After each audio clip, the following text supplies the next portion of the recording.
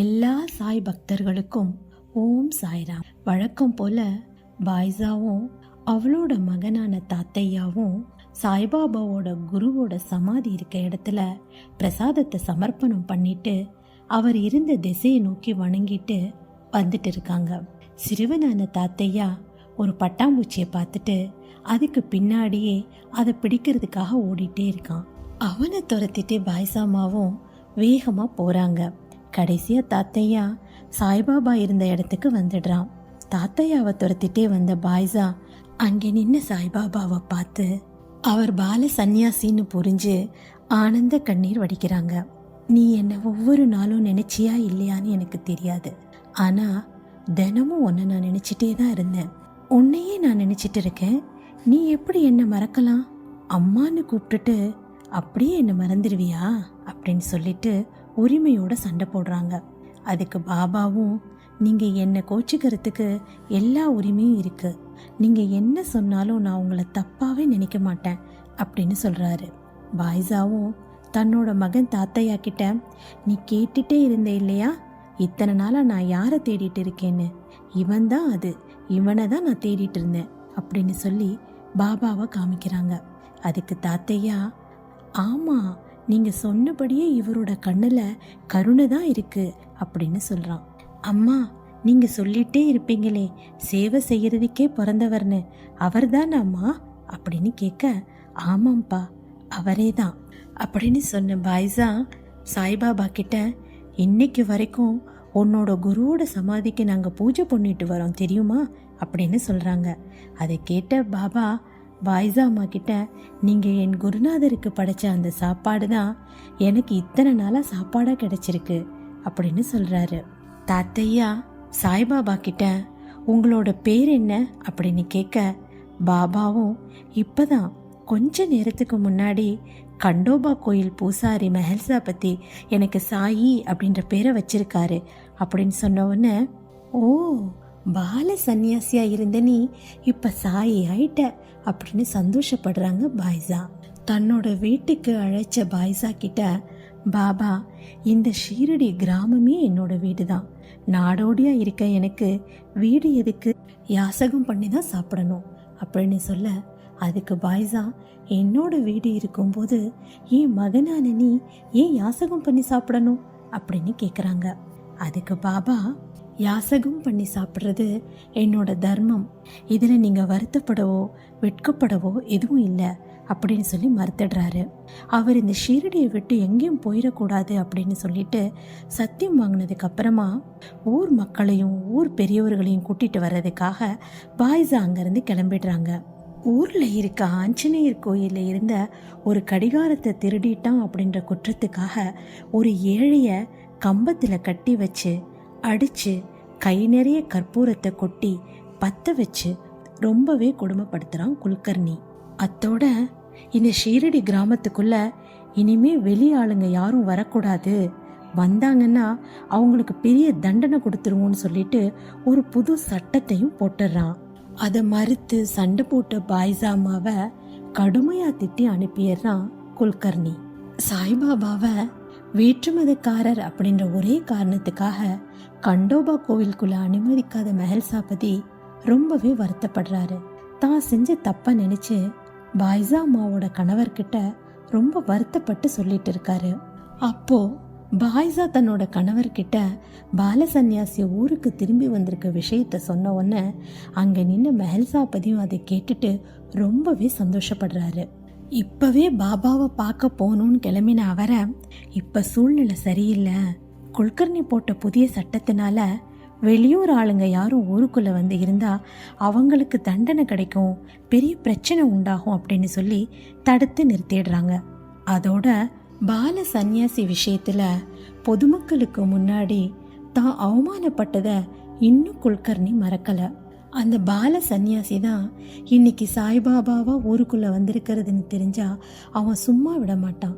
அவன் கிட்ட இருந்து இந்த விஷயத்தை எப்படி மறைக்கிறது அப்படின்னு யோசிக்கிறாங்க. கடைசியா குல்கர்னி பண்ற அநியாயத்தையும் மக்கள் அவன்கிட்ட மாட்டிக்கிட்டு படுற கஷ்டத்தையும் சாய்கிட்ட சொல்லணும் அப்படின்னு முடிவு பண்ணி கிளம்புறாங்க. சாய்பாபாவும் தன்னோட குருவின் சமாதியில் இந்த ஷீரடி மக்களுக்கும் அவங்களோட பாதுகாப்புக்கும் நான் என்னைக்கும் உறுதியாக இருப்பேன் அப்படின்னு சொல்கிறாரு. குரு தன்னை ஷீரடிக்கு வரவழைச்சதுக்கான காரணத்தையும் புரிஞ்சுக்கிறாரு. தான் எடுத்த முடிவில் எவ்வளவு தடைகள் வந்தாலும் சோதனைகள் வந்தாலும் இந்த முடிவிலிருந்து மாற மாட்டேன் அப்படின்னு சொல்லி அதுக்கு குருவோட அருளையும் அனுகிரகத்தையும் வேண்டி வணங்குறாரு. குல்கர்னி போட்ட சட்டத்தை பற்றி சொல்லி பாபாவை எச்சரிக்கை பண்ணுறதுக்காக மெஹல்சாபதி, பாய்ஸா, அவளோட கணவர் 3 பேரும் ஷிரடியோட மூல முடுக்கெல்லாம் பாபாவை தேடி திரியிறாங்க. அவங்க 3 பேரும் இப்படி தேடி திரியறத பார்த்த பொதுமக்கள் எங்கேயோ ஏதோ பிரச்சனை இருக்கும் போல, அதான் 3 பேரும் ஒன்றா வராங்க அப்படின்னு சொல்லி பேசிக்கிறாங்க. குல்கர்னி ஒரு ஏழை மனுஷனை கம்பத்தில் கட்டி நல்லா அடித்து கை நிறைய கற்பூரத்தை கொட்டி பற்ற வச்சு அவனை கொடுமைப்படுத்துவான் இல்லையா, அந்த நிகழ்ச்சியை அவனோட இருக்க ஆட்கள்லாம் நீங்கள் ரொம்ப நல்ல காரியம் பண்ணினீங்க, நீங்கள் பண்ணின காரியம் ரொம்ப சரியானது, இவனுங்களெல்லாம் வைக்கிற இடத்துல வைக்கணும் அப்படின்னு சொல்லி அவன் செஞ்ச துஷ்ட காரியத்தை பாராட்டி பேசிகிட்டு இருக்காங்க. அதை கேட்ட குல்கர்னியோட மனைவி, ஏழைகளை கஷ்டப்படுத்துறது பாவ காரியம், அவங்க யாராவது சபிச்சா அது அப்படியே பழிச்சிடும் அப்படின்னு சொல்லி அவனுக்கு புரிய வைக்க முயற்சி பண்ணுறாங்க. ஆனால் அதை மதிக்காத குல்கர்னி தன்னோட மனைவியை ஒரு அடிமையை போல நடத்துகிறான். சாய்பாபா கையில் திருவோடு எடுத்துட்டு ஷிரடி வீதிகளில் பிச்சை எடுக்க ஆரம்பிக்கிறார். அதை பார்த்த ஊர் மக்கள், இவர் யாரு, ஊருக்கு புதுசாக இருக்கு, இன்னைக்கு தான் குல்கர்னி ஊருக்குள்ள புது ஆட்கள் யாரும் வரக்கூடாதுன்னு சட்டம் போட்டிருக்கார் அப்படின்னு பேசிக்கிறாங்க. பாபா ஒவ்வொரு வீட்லேயும் அம்மா பிக்ஷை போடுங்கன்னு கேட்டு பிக்ஷை வாங்கிட்டு இருக்கார்.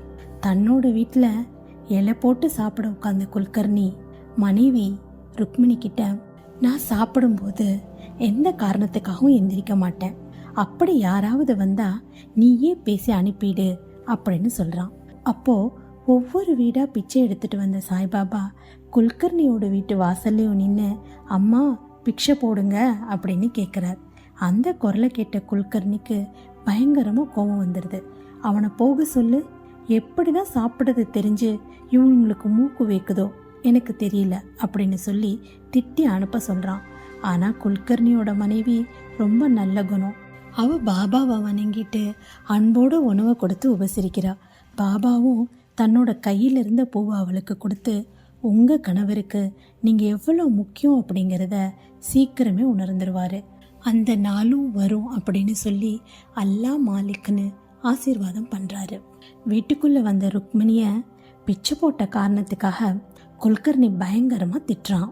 ஏண்டி, எவனோ பரதேசி கொடுத்த பூவை வீட்டுக்குள்ளே கொண்டு வரியா அப்படின்னு சொல்லி கோபமாக பறித்து அந்த பூவை காலில் போட்டு மிதிக்க போக அது நெருப்பாக மாறி அவனோட காலை நல்லாவே சுற்றுது. எவனோ வேண்டாதவன் என்னை அழிக்கிறதுக்காக மந்திரிச்ச பூவை கொண்டு வந்து வீட்டில் கொடுத்துருக்கான், நீ அதை வாங்கிட்டு வந்திருக்க. டேய், நீங்கள் 2 பேரும் உடனே கிளம்பி அவன் எங்கே இருந்தாலும் பிடிச்சிட்டு வாங்கடான்னு சொல்லி தன்னோட ஆட்களை அனுப்பி வைக்கிறான். மெஹல்சாபதி, பாய்ஸா, அவளோட கணவர் 3 பேரும் பாபாவை தேடி திரியிறாங்க இல்லையா, அவங்களுக்கு ஒருவேளை பாபா ஊருக்குள்ளே போயிருக்கலாமோ, அப்படி போய் அவரை பற்றி யாராவது விசாரிச்சா அவர் எல்லா உண்மையும் சொல்லிடுவாரே, அவர் மறைச்சு பேச மாட்டாரே அப்படின்னு சொல்லி ரொம்ப பயப்படுறாங்க. ஒருவேளை பாபா தான் தங்கியிருந்த இடத்துக்கே போயிருக்கலாமோன்னு யோசிச்சவங்க அவர் தங்கியிருக்க இடத்துக்கு போகிறாங்க. பாபா தான் பிக்ஷை வாங்கின உணவுகளெல்லாம் ஒன்றா கலந்து அங்கே இருக்க பறவைகளுக்கும் விலங்குகளுக்கும் சாப்பிட பங்கிட்டு கொடுக்குறாரு. அந்த விலங்குகள்கிட்ட மனுஷங்க சக மனுஷர்கள்கிட்டயே அன்பு காட்ட மறந்துடுறாங்க, ஒருத்தர் ஒதுக்கி வச்சிடறாங்க. உங்கள் மாதிரி விலங்குகள்கிட்ட இருந்து கூட மனுஷங்க கற்றுக்க வேண்டிய நல்ல பழக்கங்கள் நிறைய இருக்குது அப்படின்னு சொல்கிறாரு. தெருவோரமாக கொஞ்சம் குழந்தைங்கள்லாம் விளையாடிட்டு இருக்காங்க. ஆனால் அதில் ஒரு குழந்தைய மட்டும் தாழ்ந்த குலத்தை சேர்ந்தவ அப்படின்னு சொல்லிட்டு தங்களோட விளையாட்டுக்கள்லாம் சேர்த்துக்கிறதே இல்லை. அந்த குழந்தை ஜிப்ரிக்கும் ஒரு தோழி இருக்கா. அவளால் வாய் பேச முடியாது, ஒரு ஊமை குழந்தை. அவளோட பேர் மௌனி. அவங்க 2 பேருமா சேர்ந்து தான் எப்பயுமே விளையாடிட்டு இருப்பாங்க. அவங்க 2 பேரும் கை கோத்தி சுற்றி விளையாடும்போது திடீர்னு மௌனிக்கு தலை சுற்றி கீழே விழ போகிறா. அப்போ அங்கே வந்த பாபா அவளை உடனே தாங்கி பிடிச்சு காப்பாத்துறாரு. நீங்கள் என்னோட தோழியை காப்பாற்றினதுக்கு நன்றி. என்னோட தோழியால் பேச முடியாது, அவள் பேர் மௌனி, நீங்கள் காப்பாற்றினதுக்கு நன்றி அப்படின்னு சொல்லிட்டு என்னோட பேர் ஜிப்ரி அப்படின்னு சொல்லி தன்னை அறிமுகப்படுத்திக்கிறா. ஜிப்ரினா வயலன்ஸ்னு அர்த்தம். அதை கேட்ட உடனே பாபா, நீ தேவதை மாதிரி அழகா இருக்க, உனக்கே ஜிப்ரின்னு பேர் வச்சாங்க அப்படின்னு கேட்க, அதுக்கு ஏன் அப்படி கூப்பிடுறாங்கன்னு தெரியல, ஆனால் எல்லாரும் என்ன ஜிப்ரின்னு தான் கூப்பிடுவாங்க அப்படின்னு சொல்கிறா.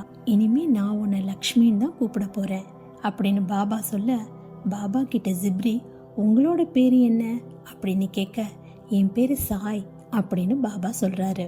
தன்னோட அருகில் நிற்கிற தன்னோட தோழியால் பேச முடியாத நினச்சி ஜிப்ரி மனசுக்குள்ளேயே ரொம்ப வருத்தப்படுறா.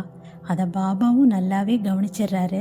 மௌனியோட பசியை போக்குறதுக்காக ஜிப்ரி பக்கத்தில் இருந்த மாமரத்துலேருந்து மாங்காயை பறிக்க முயற்சி பண்ணுறா. ஆனால் அது கொஞ்சம் உயரமாக இருந்த காரணத்தினால அவளால் பறிக்கவே முடியல.